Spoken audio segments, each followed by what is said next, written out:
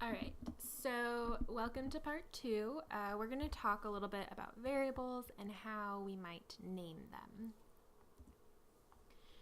So in Python, when we name variables, like we've created variables called x or we've created variables called name, there's a couple of rules that you have to follow when you're creating these. So the first rule is that you do want to start with a letter or an underscore. This is what Python's going to allow you to do. In reality, we're not really going to start any of our variables with underscores. It's because it has a special meaning to Python programmers. Variables that start with an underscore usually do something specific. So if you try and create one with an underscore, Python will totally let you do that, but it's not best practices when writing Python. So we're going to be usually starting with a letter. Variables can have any length name. If you wanted to have a variable that was like supercalifragilisticexpialidocious, you go for it. The problem is that every time you want to use that variable, you are going to have to type that out. So you can use any length name. You want your variables to make sense to you. So, it might sometimes be better to have a descriptive name like column names instead of something like C, just so that you understand what's going on in your program. Python doesn't care. Python will let you have the longest variable name in the world, but it's more about what's going to be helpful to you to understand. And I mentioned this before, but Python does care about case. So the variable hello with a capital H is not the same as a variable hello with a lowercase h. So these are examples of different variable names that you can have in Python. So really quick, before we do some stuff with variables, we are going to look at some don'ts for naming your variable names. So Python does not want you to start variable names with a number, and it does not want you to name a variable something that already exists in Python. In the last video, we talked a little bit about tokens. Those are things that Python thinks are like special words that mean something, like if or for or and. So we don't want to use those as variables because that already means something to Python. And actually, if you do this, Python will usually get mad at you when you run it. So these on the bottom are examples of variable names that we would not want to use in Python. Okay, so let's go ahead and try and make some variables. Okay, so one thing, I'm going to comment this out, one thing that I can do is name a variable my name. I can name it Chelsea, and Chelsea equals 100.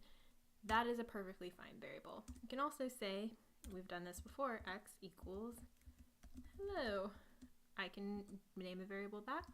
Can I name a variable this?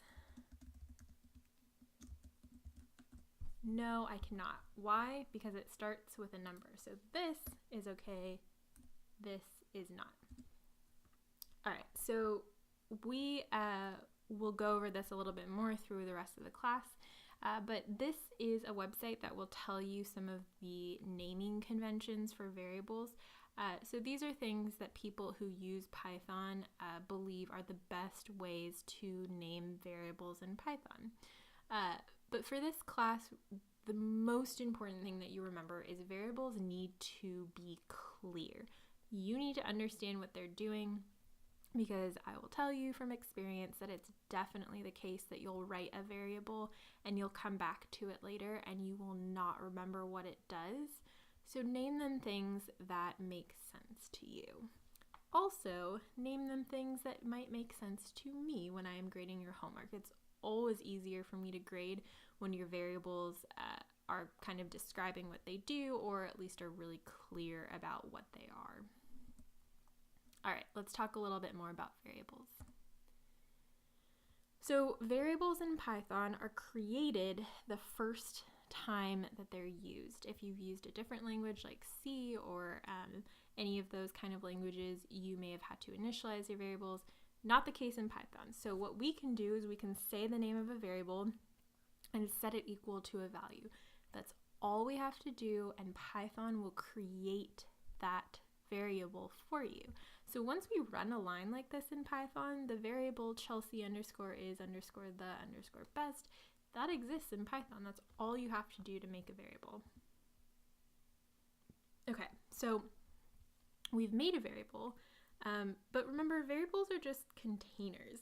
They are things that store values or objects for us. And so sometimes we might want to change what the variable is storing.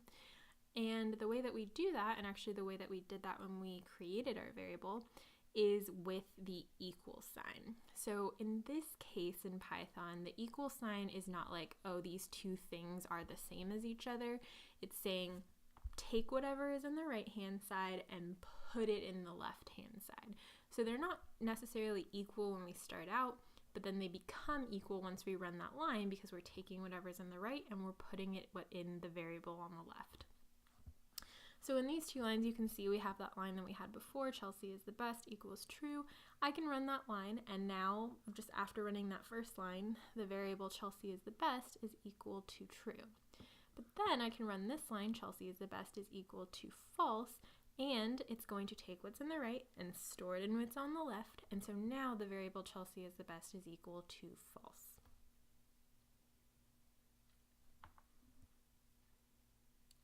Okay, so here are some things that you cannot do in Python. So one thing that we have to remember is that when we use that assignment operator, that equal sign, it's taking what's in the right and putting it in what's on the left. So in this first line, what you see happening is that we have something on the right side, it's a variable plus a value, but we are trying to set the number 7 equal to whatever the value of this is. Now remember, Python thinks that 7 is just 7. It's not a variable. You cannot change it at all. So when you try and run this line, Python is going to say, what are you doing? You can't change the value of 7. Another thing that you can't do is have any operations. So those are things like adding or subtracting or anything like that. We can't have any of those on the left-hand side because remember what Python does is it figures out what's on the right and it puts it in the left. This, on what's on the left of this line, is not a variable. It's an operation. It's a variable plus a number. Python does not like that. All your operations need to go on the right-hand side. Anything that Python is evaluating must be on the right side of that equation. One other thing that we can't do is set variables inside functions like the print function. So we can't say print x equals 4 and then expect that there's a variable called x equal to 4 ready for us to use. So let's actually test some of these out really quick. So one thing that we saw is we said, okay, we can't say 7 equals, and we'll just do this, 1 plus 3. When we run that, oh, excuse me, I need to start Python first. Okay, 7 equals 1 plus 3. Python says you can't assign anything to a literal, and that literal here is 7, because you can't say 7 equals 4. That's just not a thing. Another thing we said is we can't have variables, so I'm going to set a variable. I'm going to set Chelsea equal to 10, and then I'm going to say Chelsea plus 1 equals 5. And Python is going to say, you can't do that. You are trying to do an operation on the variable on the left-hand side of your equation. You can't do that. And then the last one that we saw is we said we can't say print x equals 4. Python is going to say you can't set x equal to something inside the print statement. Okay. All right, so that is all we're going to talk about with regards to variables today. I will see you in the next video where we will talk a little bit about Python objects.